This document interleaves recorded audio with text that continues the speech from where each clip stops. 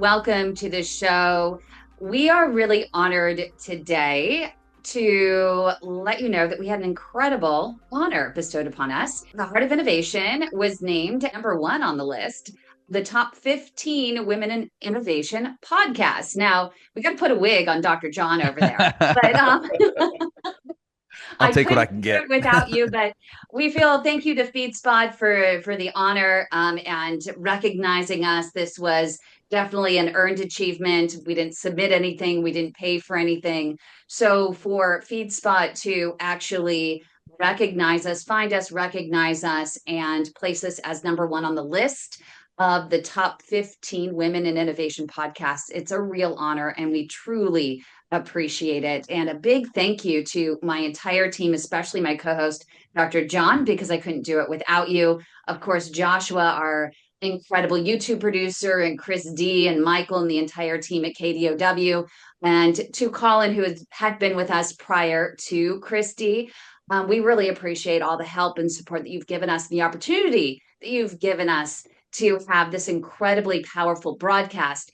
And Dr. John, what means even more to me about this honor is that we are the only mainstream podcast that's focusing on helping to raise awareness for a disease that's more prevalent and deadlier than most cancers combined, which is peripheral artery disease. That's that circulatory issue that's in the legs that left untreated could lead to heart attack, stroke, and amputation. And so imagine being able to get out there and have this honor and being able to save life and limb at the same time. It's truly incredible. Indeed. I mean, it's humbling the work that you put into this, the behind the scenes stuff. Folks probably don't know how much effort you actually have to put in to get this thing off the ground. I come in and provide a little bit of color, and that's about it. So I'm really happy, and I think I find myself mentioning the podcast more now than I had before. In fact, yesterday I had a patient who was seeing me as a second opinion, and she was pretty disgruntled with some of the care that she had had, and felt like she didn't really know where to go. And I had mentioned to her what, the heart of innovation, the weight of my heart, things of that, just like looking for a support group and trying to find other people that share her same disease process, and maybe she can learn from them, because she was a little depressed, frankly, with the diagnosis. And it's just great to know that there is something out there for somebody, and that we're a small part of it. Fantastic honor, and really, really humbled to have that. Even though it's women in innovation, I'll take what I can get, like I said. Exactly.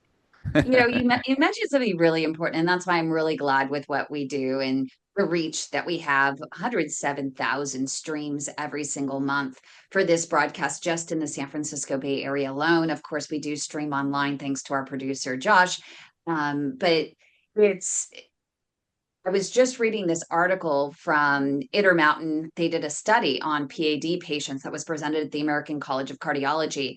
And what doctors, I think, don't realize is that when these patients get diagnosed, you can't just leave them to the internet. You can't leave them to Dr. Google, because the moment they go on Dr. Google, they go and find that they're going to be dead in 5 years. And this study from Intermountain says that more than 50%, there's a 50% mortality rate for most patients being diagnosed with PAD today, likely because they're being diagnosed at a later stage. They're not diagnosed in the early stages where there's so much that can be done, even just by the patient, walking, smoking cessation, getting their glucose under control, taking the right medications, eating right. It's really important. Yeah, and I think more and more people are actually turning to, I guess the term would be alternative places to find information about healthcare. I don't know if I mentioned this in one of our other shows, but I just recently read a Wall Street Journal article, and they talked about the level of trust that is kind of going down with patients as it pertains to their healthcare providers. And as physicians, we're front facing, and we are kind of the face of medicine, despite them often being disgruntled with their insurance and the pharmaceutical costs. But I think it was a Gallup poll that said in 2021, I think it was 67% of people had a favorable, like they rated their physician as very trustworthy or high trust value. And in 2024, it was only 53%. So it's just kind of like we've got to do better at this, but people are turning towards social media and stuff like what we're doing here, and so it's important for us to carry the flag and give honest information, and I think that's why people tune in. We're pretty forthright when it comes to the gravity of the disease process. And they also tune in for your moment of inspiration.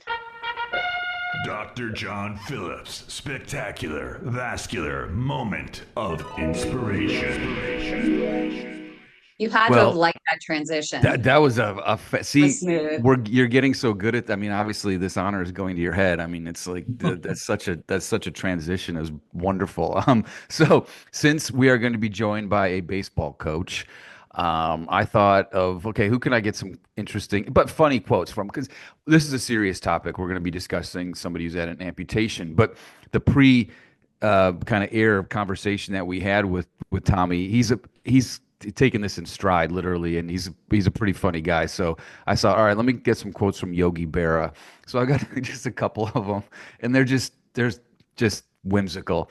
But the one that I think a lot of people really it resonates is he's quoted as saying, "It ain't over till it's over," and I mean that's one that everybody's heard. But this was a funny one about pizza, and he said, "You better cut the pizza into 4 pieces because I'm not hungry enough to eat 6." And the last one is here. See, you hit it. Yeah, I know. Started jumping in. And then the last one, and then I'll mic drop it. Love that. Always go to other people's funerals, otherwise they won't come to yours. Tommy, we have to loop you in soonest. What do you think of those quotes? Those were great. Great way to kick off. Oh, I this love it. Yeah, show. you segued right into baseball, and that's my lifeline, as I said earlier. And so Yogi, he was really whimsical is the right word, John. I saw a documentary on him, and the guy was actually very, very intelligent. And I think some of the statements he made that I thought they were almost intentional, but really a good man and a heck of a catcher and a great baseball player. But baseball is my love, as you mentioned earlier, John, and I've been coaching at the college level for 15 years now, and I enjoy the heck out of it. I coach at Santa Rosa Junior College, and I have to say the boys are playing really well. We're oh my golly, we're 32-1 right now, and ranked number 1 in the state. And out of 316 colleges in the nation, we're ranked number 10.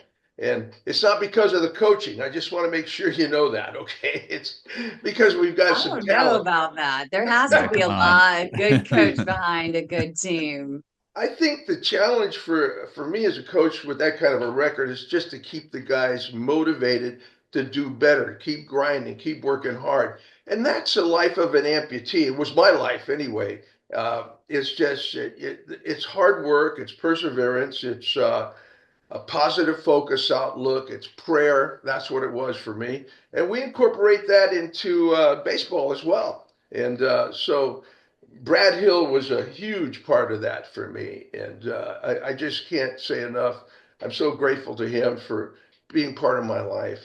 And coming up right here on the Heart of Innovation, we're going to hear about Dr. Brad Hill and how he met this wonderful man, this coach with such contagious energy and spirit. Next, right here on KDOW in the Heart of Innovation. So don't go away.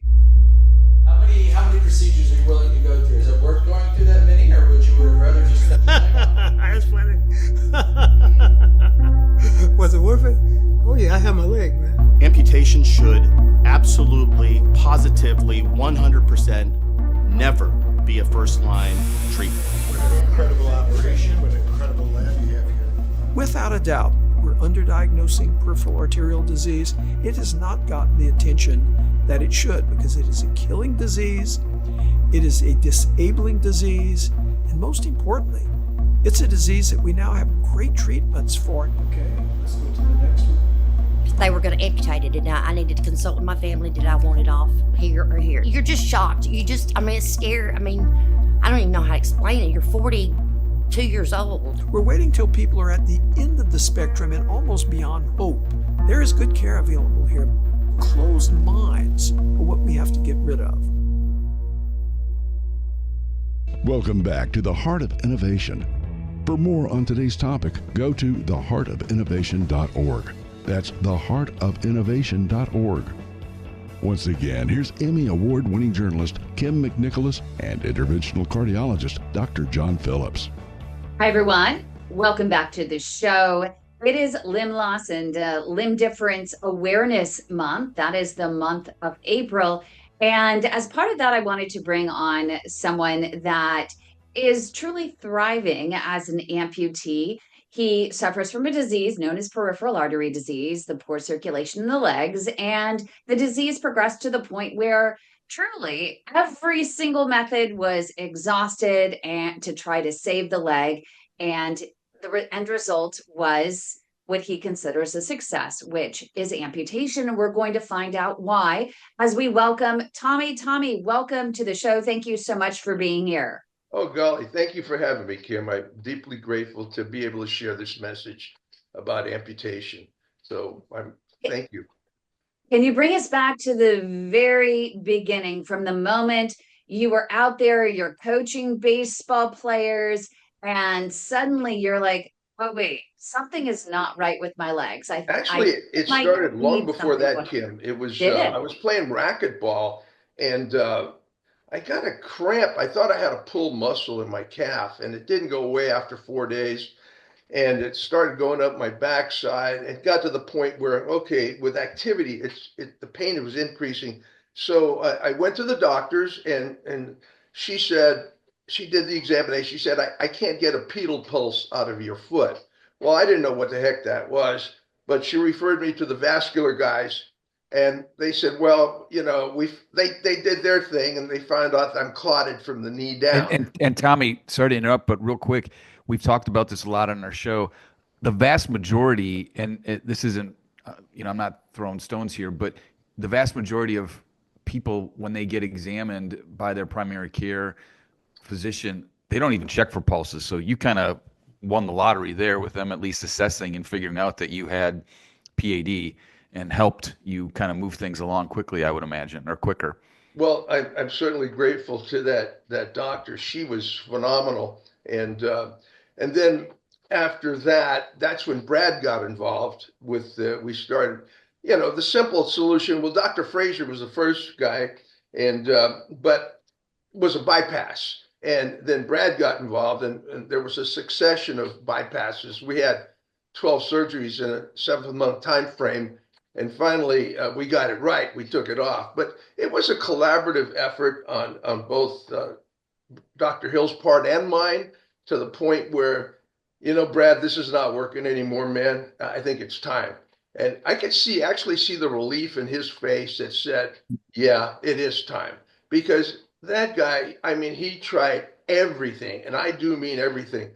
We went to Stanford for another consultation opinion. Brad said, do you mind if I come along? I said, heck no. And I think the guy's name was Dr. Neil Alkoff, was it, Brad? That's right. Yeah. So Neil was, he basically said, if you do any more surgeries, you're looking at an above knee amputation. Well, I knew I wanted to keep that hinge, man. I didn't want to deal with above knee. And then that's when Brad started getting involved, and we worked on it. And we had success finally. We took it off, and now, the thing is, I've seen so many amputees, and Brad has pointed me to a lot of them that I mentored. And the thing is, I see frustration, I see depression, I see people get in a wheelchair and they become the chair, and they focus on what they've lost and not what they have left. And honest to goodness, I'm here to say that the world does not stop at the end of your knee. You just have to be the positive focus outlook, as I mentioned earlier, the perseverance, the hard work, the prayer. I'm a faith-based man. All of those components played a big part in my recovery, and my wife as well. And it was huge. I had so much support from my family, and but I think it starts, there's an internal mechanism in all of us. And for me, it was, I wanted to take a walk again, man. I didn't ever think I would be playing racquetball at a tournament level. And we, buddy of mine and I, we won a state championship doubles.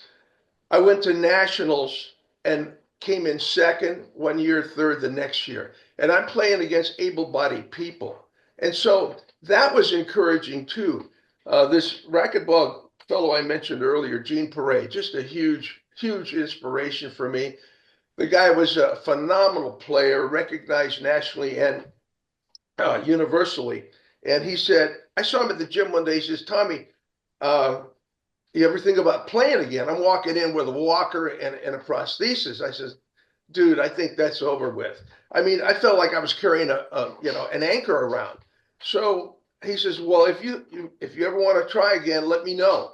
So I went on the court by myself, and I was just so frustrated. And after 3 weeks, we got together again, and I didn't even hit a ball. He was doing drills. He was doing vertical drills. He was doing star drills, just getting me getting movement. However, I had a prosthetist that was really, really good. Breaky Prosthetics, this guy's name is Mike Gidding. They constructed a leg for me that was really lightweight, weight on the toes, so I could maneuver on the court. So the above knee guys have it a lot better than I do. Although I don't want to be above knee. And they deserve that, because over at Walter Reed, these young people coming back from combat, they've lost their legs, and they're giving them some really dynamic prosthetics that are driven by computers. They've got gyroscopes for knees. They got ankle movement. Me, I've got a flex foot. It's lightweight. It works for me. And I'm just very grateful for that.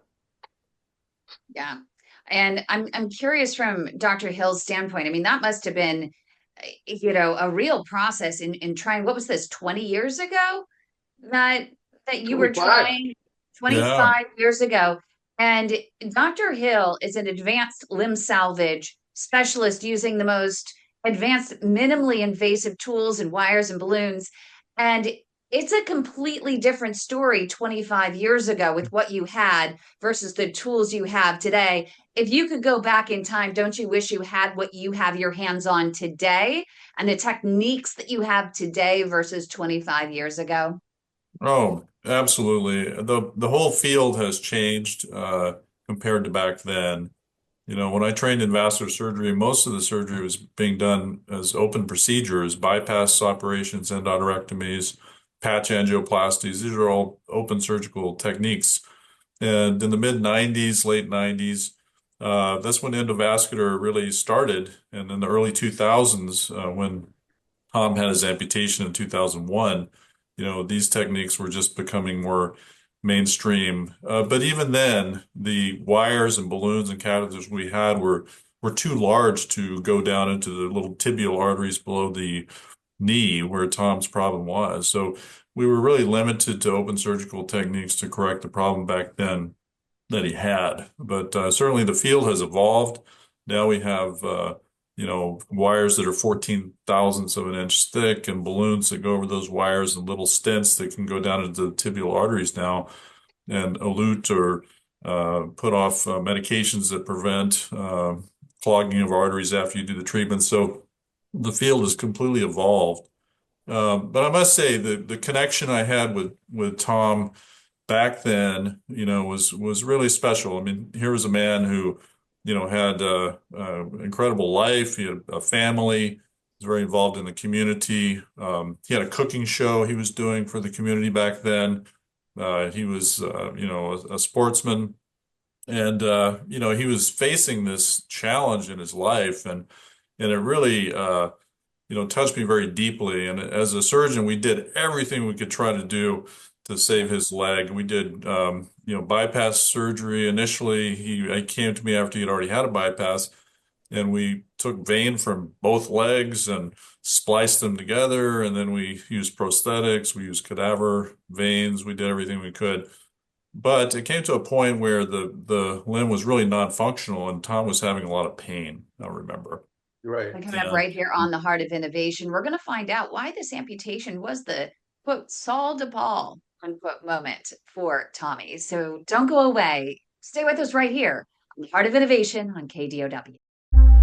Your type of condition is called critical limb ischemia. It's the most advanced form of P.A.D. or peripheral arterial disease. Every 4 minutes, there is an amputation in this country due to P.A.D. and diabetes. We also know that 85% of these amputations are preventable with early intervention. It's a flip of the coin. Patient prognosis is tied to whether or not they are referred to a true expert in the management of peripheral arterial disease. Do you know if your physician is an experienced CLI operator? When you're in the hospital dealing with doctors and stuff, you figure they know what they're talking about. The skill level varies doctor from doctor and hospital to hospital. Patients with limb threat are in constant fear. The depression that someone experiences after they lose a limb is equivalent to those of losing their spouse of 40 years. I was stuck in a wheelchair close to 2 years and my husband had to quit work. I didn't know what to do at this point because we had had nothing but infections and hospital stays and infections and hospital stays. And they took one toe, another toe, and then it was another toe, and then half his foot before he was even diagnosed with PAD. And all I heard was, "What are we doing here? Just cut it off." And I pulled the curtain back like, "Are you kidding me?" Do you really want to go through all that? That's crazy. That's insane. The protocol is to send them to amputation. Always, always, always get multiple opinions. We do have options. We need to listen more to our patients. If you're going to chop off their leg anyway, why not just let someone else try? This is the progression. First comes the wounds, and then comes an amputation. And I wasn't going to accept that. So that's what it's like to try to save a leg.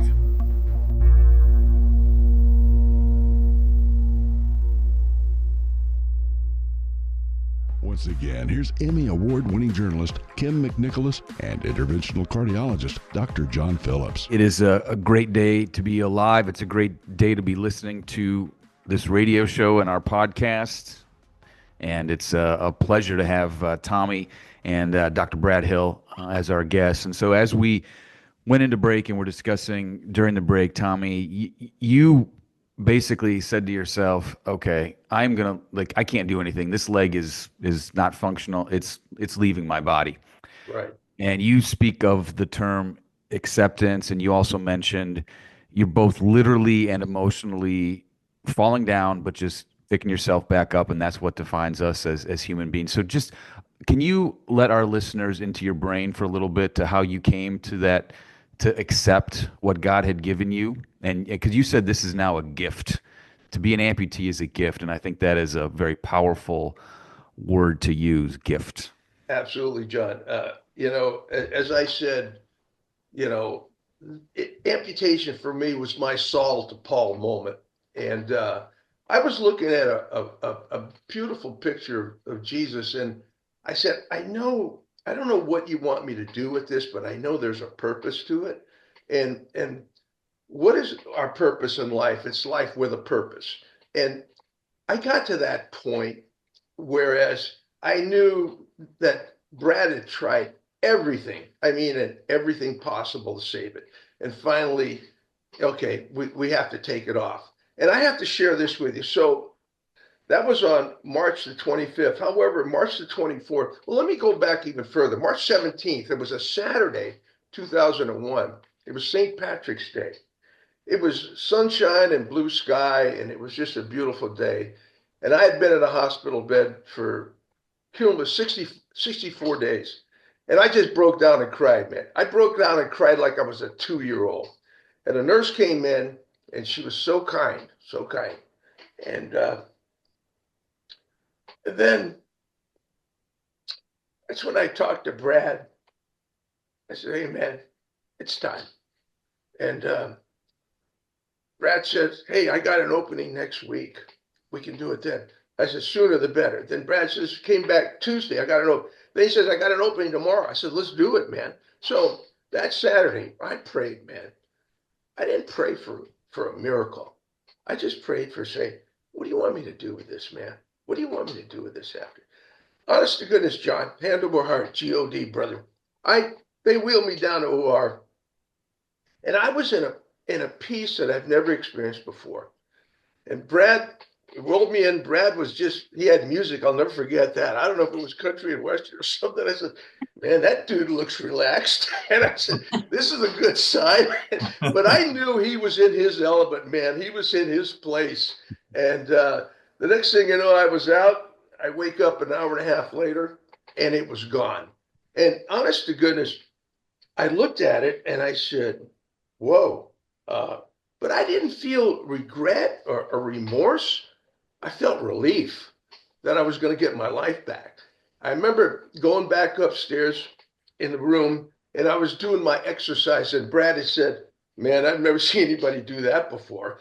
But I was anxious to get back to some kind of a normalcy where I was in. So I think that adventure, and I call it that, is it's a process. You start off, the next thing that happened, I remember, was May 23rd when I first tried on a prosthesis. And it was a very emotional moment for me because I could stand up.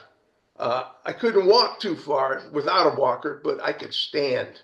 And it was I was vertical, and it really made an impact on me. And after that, they give you what they call the training leg. And, it doesn't have them little wheels on the side like your kid's bicycle. You don't tip over. It's very heavy. It's very cumbersome. But what it does is builds up the quad and glute muscles. Tom, you Love it. brought back some memories. I got to tell you, those days leading up to your amputation, and that time I walked in, and it was right after you had had your amputation. First time I saw you back in your room, and you were doing those hip flexion exercises, Exactly. swinging your leg back and forth like this, up and down. I was just like, whoa! I had never seen that before. Well, But I remember those days, and I remember yeah. after that 10-hour operation we did, Oh. splicing the cadaver vein, and Right. just so exhausted. And Carol was right there with you. Yeah. I was just amazed at your strength, and her strength too. It wasn't just you. But that was a special time for me too, Tom. You really, we went through that together. I mean, amazing. I hit the lottery with that guy. But there's a lot of other good surgeons out there. Good job. Tom, you have all the heart, but you have all the brains too. You're brilliant. Like one time, Tom told me this story. They were playing, during the game. Tom turns his prosthesis backwards and walks out for the other team to. So what's going on over there? Yeah, we got this one. Right? John will be right. No way. Usually if you're behind in the game, you turn your hat upside down. You put the rally cap on, right? So I had the rally leg on. I took my leg off and put it on upside down, backwards rather. And they got the rally leg. Tommy, I'm curious. Remember that, dude? Can I ask you a serious question? Good sense of humor. Yeah, do your players have any and not to get too personal, but do they have oh, we got to rub Tommy's the shin before a game for good luck? Do they do anything like that or no? Usually they rub my head. Rub the head, okay. Rubbing the head. They'll rub my head. And those guys, they're so cool. What's so cool is they don't see me as an amputee. They just see me as coach. And I think that's pretty cool. Even the guys in Healdsburg, these guys are D1 guys going to the next level. Coach Tom, hey man, it's good to see you. They don't see, even one of the athletic director of the college says, Tom's not a mascot here. He's just not. He's working. He's a working coach. He's not just out there. Oh, look at that poor guy with one leg. No, man, I don't settle for that, brother. No, that doesn't work for me, man. I have to work more on a little more patience with other amps, or even able-bodied people are complaining about this and that. I mean, nothing stuff, and I just internally I'm just really okay. I'm just shaking my head, dude. Get over it. You move on. You can fix that. it's just a matter of. Does that rub people the wrong way sometimes?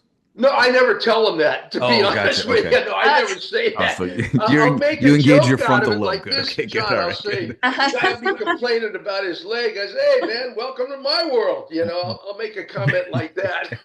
And then they said, okay, I get it. I have another buddy of mine. He's got a baseball academy, and he was complaining about his leg and his hip or whatever. And he looks at me. He goes, oh, Tommy, I'm sorry, man. He says, I don't know why I'm complaining. I look at you. I said, dude, everybody's problem is personal. Okay. Yeah. They deal with it personally. It's huge to them. To me, it's huge for them. My amputation is just a part of me. And it's not that big of a deal for me. You know, I know some people it is. However, we just have to do the best with what we have and move on, man. That's it. So, Brad, how many former patients do you have that are 20 plus years out that are still ambulating with a prosthesis? I don't think I have any. I mean, this is going way back, early in my career, obviously, when I did Tom's amputation, but no. I mean, he's far beyond. He's an anomaly. Far beyond. But gosh, there's such a positive, kind of will at everything Tom puts his mind to. He has done motivational speaking. He came to one of my kids' schools when she was in I think 6th grade or 5th grade, I think it was, and had the whole school in there in the, their auditorium. There must have been, what, couple hundred kids in there, oh maybe yeah, at 300 least, kids in yeah, there. yeah. Some kindergartners, and Tom held their attention for about 45 minutes. 45 minutes. Yeah, that's amazing. Everybody. And at the end of it, he took some questions. I remember this little kid raised his hand. He was probably 6 years old, and he asked if he could have his leg taken off too. That's absolute truth. That's absolute truth. Yeah, I mean, oh Tom my he's God. able to connect with people of all ages in such a special way. So it's just Yeah. remarkable. I mean, he's, just amazing. Well, the It's other thing I amazing didn't that mention is that I was at Xilinx doing security work. I was a part-time police officer as well. And after my amputation, they submitted my name to carry the Olympic torch. That was in 2002. And on January 18th of 2002, I did carry the Olympic torch in San Jose. What that did, that was another God thing. It opened up so many other doors where a guy says, Tommy, you think you could come to my kid's classroom and share the torch experience with them? It couldn't, and then I do social groups, and I could, you got to pick and choose. Usually I do a faith-based message, but you got to read the room too. I would do that at certain events, but not, at the Kiwanis or the Eagles or the Lions or the Animal of the Month or whatever it was. Or the State House. So, it's funny. I remember Carol, my wife, saying, honey, I think it's great you're doing these things for these social groups, but all you're doing is plugging a hole in their calendar. And she said, you belong in the schools and in the jails. And that was revealing to me. And she was right. She was right. I mean, I still do those things, Chamber of Commerce stuff, but I know where my home is the jails and the schools to deliver motivational speaking. And it's amazing. There's humor attached to being an amputee. And you got to roll with it, man. And when a kid like Brad said, hey, can I get my leg cut off? Because some of them think it's the coolest thing in the world. And I said, no, dude, you don't want to do that. But if it happens, it happens, but it is what it is, man. But it's all good, brother. It's all good. Do you think that, how would you define your purpose? I think the whole concept of amputation, again, attitude, I know I've mentioned that many times, but we talk about acceptance and the trust that I had with Brad, the trust I have with Breaking Prosthetics. It changed me in so many ways that I'm able to do things that even an able-bodied person can do. Okay. It's not, getting back on the court again and competing at a tournament level. A lot of work. It was a heck of a lot of work. You just don't go. But it made me more proactive than reactive on the court. Things like that changed dramatically, meaning I'm reading the ball off the racket now instead of reading the ball coming towards me. And so it's things like that that made an impact on me too. People, very kind. And hey, man, I'll tell you, amputation is pretty darn good. You get really good parking. I'm talking front row, baby, wherever I go, right in the front. Disneyland, the same thing, man. First guy in line, baby. And people are, hey, guy in the line. old guy. But I think attitude plays a big part of it. And as I said earlier, it wasn't always good. It was, at the beginning, I had my share of the depression thing, exasperation, the fear, just all those things played into it until, Brad Hill, he took me over that hump, and it was huge in many, many ways. And he was always, always there for me, and I'll always be grateful for that. How did he get you over that hump? Because we have amputees that will describe the early days and even up to the first year where there are so many things that you could do before you can't do now. You can't just get out of bed without being very conscious and very aware Right. of not being able to walk without a leg. You end up with the stomach flu and you're not making it to the bathroom that quickly, and you feel like a child. Can you come clean up my mess? I need a new pair of underwear. I literally, you have to pre-plan because you can't just make it to the restroom. And when you're bouncing all the way to the restroom, it's like, I'm not gonna make it at all. And so, right, you're laughing about it now, but it's a lot to learn. And what I don't think doctors realize, that you feel like you're kind of reverting back to being a child and even trying to get control of your bodily functions again. Well, to answer your first question, Brad Hill got me over it because he never gave up on me. That's the key thing. And I had a wife that was extremely supportive of me. And I remember one time, you mentioned the bathroom thing. Yeah, you do have to pre-plan. Oh, I got the urge. I better get going. I don't wait until it's too late. But I remember Carol, Brad had done that marathon surgery. I think it was like 13. He said 10 hours, like 13 hours. He's trying to carve his veins and grab them from anywhere he can to keep me together. And I remember laying on the side of the bed, and Carol was giving me a sponge bath. And I said, babe, did you ever think it was going to come to this? And she says, well, not this soon. But she said, we're going to get through this. She didn't say you're going to get through it. We're going to get through this, man. Mm-hmm. And that was huge for me. Now, fast forward 14, 15, 20 years, and now she's in that bed. And I'm doing the same thing, cleansing her, washing her, doing stuff. And she says to me, honey, you don't have to do this. I says, babe, I get to do this. I get to do this. This is what we signed up for 52 years ago. Yeah, I was a young man. I got married at 21. She was 19. And the priest is going through the better for worse and stuff. And, till death do you part. I was 21, man. I just wanted to get down, get naked, and get nasty at that age. I wasn't going to. I think this is the best. No profanity. However, no, you're right. That was a big, big part for me. She was a big, big part of encouragement. And I remember, man, Brad did that surgery, and I was telling my kids, take your mother home, man. And she said, no, I'm not leaving. And Paul said, Dad, he said, I can't say anything to Mom that'll make her leave that chair. You guys have been together 6 years at that time, And I get it. I get it. But I think when you have a person in your life that's brought so much to you, and there's not a day that goes by I don't miss her. I'm not going to lie about that. However, I know she's also watching me, That's why I'm on my best behavior most of the time. Most of the time.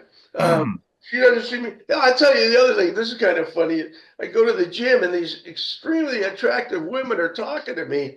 And I said, where the hell was that 25 years ago? I see the old guy. I said, this is better than a puppy, man. I said, I should have talked to him about 30 years ago on this. Could have taken it off, But, you got to have some fun with it. That's the key thing, too. And it doesn't bother me at all. It's just, it's part of my life now. And I just roll with it, man. And I'm just, like Kim said, oh, yeah, you got a pre-plan, baby. You do, I'm not to the point it depends yet, but I don't know, it might be coming. And coming up right here on the Heart of Innovation, we're going to hear the rest of the story. Okay. So don't go away right here on the Heart of Innovation on KDOW. When your sugar runs high, it's more than a sign. Diabetes creeping in, it's a dangerous line. Pre-diabetes too, don't think it's too light. It can lead to PAD, so start the fight. Sugar's sweet, but the cost is real. High blood sugar makes your arteries feel clogged. Slow flow, it's a ticking time bomb. Catch it early, stay strong, and keep your legs on. Sugar's not so sweet when your leg is in pain. Not controlling sugar is where peripheral artery disease sets in. Got sugar? Get checked. Don't wait too late. Save your legs, save your life. Take control of your fate. Leg pain, cold feet, neuropathy too. These are signs diabetes caught you. High sugar's the link for circulation and pain. Left untreated, your leg might end in flame. Welcome back to the Heart of Innovation. For more on today's topic, go to theheartofinnovation.org. That's theheartofinnovation.org. Once again, here's Emmy Award-winning journalist Kim McNicholas and interventional cardiologist Dr. John Phillips. Welcome back, everybody. Thanks for joining us. So, Tommy, I want to kind of get into how you took this limb loss and basically decided that this was not going to define you. In fact, it's going to change your life in a positive manner. And it started with you accepting the fact that you needed to lose your leg and deciding that you needed to get that prosthesis on as soon as possible. We talk about life. You have a stimulus, and there's a space between how you respond, and that space is the freedom that you have. And we all have freedom to choose. You chose to literally get up and move and fall. If you're going to fall, get up again. But we were talking during the break, we run into a lot of patients that have an amputation who just can't get over that hill. Share how you did that mentally so you can help us help some of these folks. I think that you really have to be willing to work and not be afraid of failure, because you're going to fail. But however, if it means getting a prosthesis, standing up with a walker, and just standing there for 5 minutes, that's an accomplishment. The next day, take a couple of steps. That's progress. The next day, take a few more steps, more progress. So I think mentally, we have to make that adjustment right away, saying, it's easy to lay back and say, oh, gosh, dang it, I can sit in a lazy boy with a remote control and watch TV with a bottle all day, but that's not going to do anybody. That's not going to do me any good. Unfortunately, that happens with some folks. However, when I started mentoring these amputees through Brad, it was huge. The first patient he sent me, I went to was a woman. I've never had a woman amputee before. And I didn't know what to do, John. I did not know what to do. So I prayed on it. And a buddy of mine, I was at the gym that day, a buddy of mine, Dick Toledo, is a firefighter. He said, just listen, is what I did. And I went back to see her several times, and Brad told me that she became a mentor for amputees as well. So I think the presence of seeing someone like myself with a prosthetic on, one-legged guy, with energy. And that's not a self-sustaining statement. Please don't misunderstand me. That's not an ego statement. However, that's just who I am. And I'm grateful for that as well, to be able to do what I want to do. But getting other amputees, just don't give up. Don't quit. You know, I tell this to my guys. Brad has seen them too, amputated. I've mentored guys with amputated legs, limbs, whatever. But the worst thing in the world is an amputated spirit. There is no prosthesis for that. There's none. And however, that's what we try to do, get them to that spirit, to get them going and say, I can do this. I can do this. They make these prosthetics for reasons, man, to help us out. So that's part of it right there, John. What's really hard is more than 60% of all amputees don't even get their prosthetic in the first year that they have an amputation. And then it's really difficult for those who are especially on government aid to get the right prosthetic, to get a more advanced prosthetic, to get a flexible, livable prosthetic. And then when they get the prosthetic, let's say they're overweight at the time, and then they start losing weight, or because they're immobile, they start gaining weight. It could go both ways, and they can't get their prosthetic fixed fast enough in order to be able to maintain their mobility. And that becomes very frustrating. And then they start becoming, as you said earlier, one with the chair. They're Right. defined by the chair. And so for those people, how do you help mentor them to keep them motivated, to keep their mind strong, and to get them on their feet? Well, that last comment you made, get them on their feet, that's huge.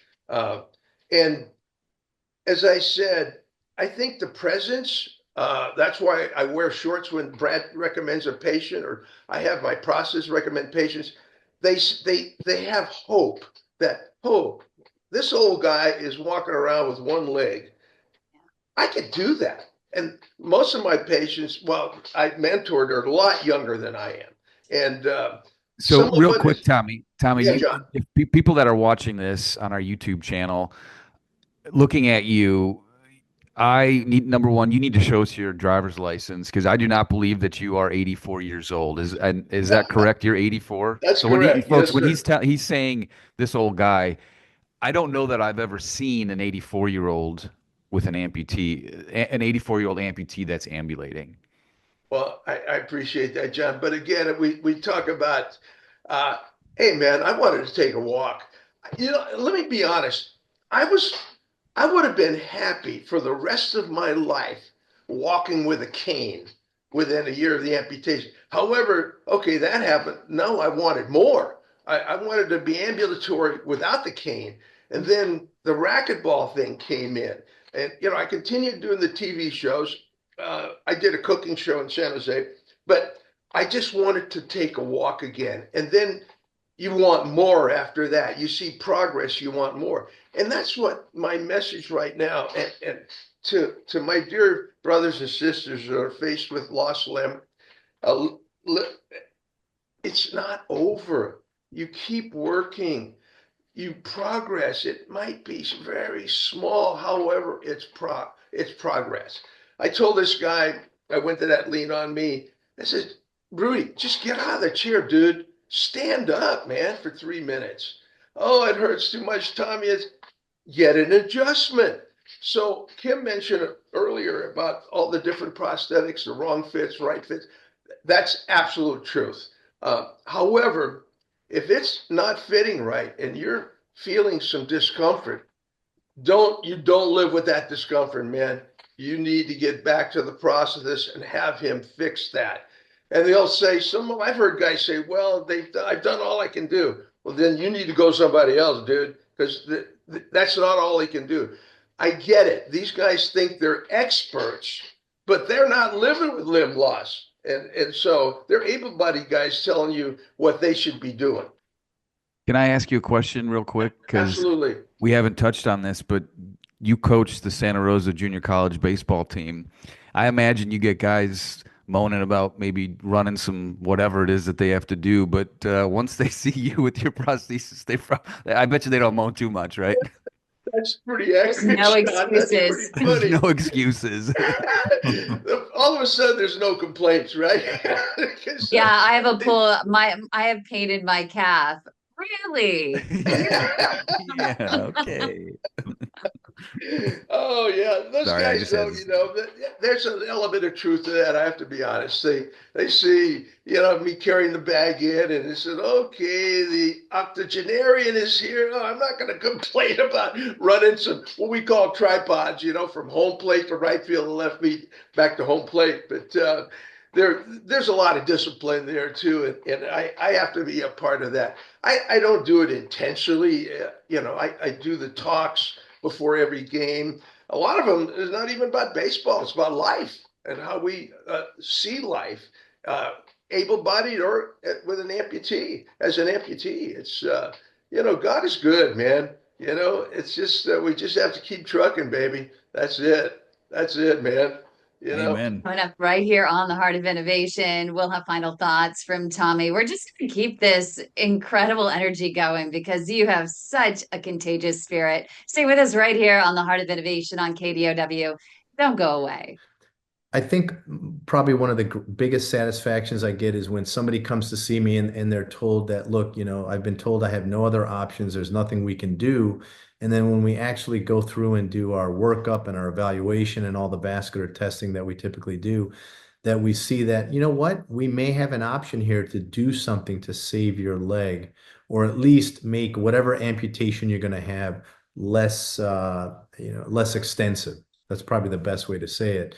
And I see quite a few of those patients in South Florida. I'm obviously kind of west of Fort Lauderdale, so that's where I'm located now. But that's, I think, the biggest, probably gives me the most satisfaction is when we're able to take patients who are told that there's really no other options, and then we're able to make a difference. We're not successful in every case, but at least we took somebody that had a 0% chance based on what they've been told and giving them some level of hope. And I think that's probably the biggest thing. And you got to realize that in this arena, when people say you have no other options, that really depends on the experience of the operator, right? If I'm less experienced in something, then I'm not going to be able to offer, or I may not even know what those things are that could be offered. And if I'm more experienced and have seen a lot more of these things, then I'm able to look at something and say, you know what, there are some options here. So it really depends on who you're talking to. And so I think we have to be careful with this so-called no options patient. And that's what I always tell the trainees and the residents and fellows and the medical students when they're learning, that you might think there's no options, but have we looked at every possibility, and are you aware of all the data that's out there and everything that's kind of new and innovative? So thanks for joining us, everybody. We are pun intended, rounding third on the show here, hopefully sliding into home safe with our guest Tommy and his wonderful vascular surgeon, Dr. Brad Hill. So Tommy, we've only got about 4 minutes left. Give us some parting thoughts. Like, what gets you out of bed in the morning to continue the ministry? I think you mentioned that you do some prison ministry as well. I do, yeah. Well, I have a routine every morning, John. I get up at 6:30. I usually have my breakfast coffee, and then I do my meditative, contemplative prayer. I read scripture, reflections, and then I go to daily mass. I'm a Catholic, so I go to mass. And it's one of those things where I always feel better when I walk out than when I walked in. And it's the same thing with prayer. It gets me in a really good place. I spent about 20 to 30 minutes contemplative prayer, which was really hard to do at first because there's so darn many distractions, and sometimes I'd go outside where I have a rose garden and you hear a darn motorcycle or something or an airplane, then I have to get back, and then I'm thanking God for that distraction though, because he's getting me back to where I should be. And so that's what really gets me going. And then of course, going to the field, man. I could be so doggone tired. I coach summer baseball in Healdsburg. We're 4-time state champions there. And I could be so darn tired. However, as soon as I hit that gate, man, and I see those guys, it's like getting a shot of adrenaline. I'm ready to rock and roll, man. I'm ready to go. Let's go. Let's get it done, boys. They keep me going. They really do. And I've got 3 kids, and 7 grandkids, 9 grandkids, and 3 great grandies, and so they keep me going as well. So I'm blessed, man. I miss my wife. I lost my wife 11 years ago. However, the blessings, that's what we focus on. Wow. Yeah. The blessings. I'm speechless, Kim. Well, speaking of speechless, what is that? I'm curious. Their coaches are known for their motivational speech.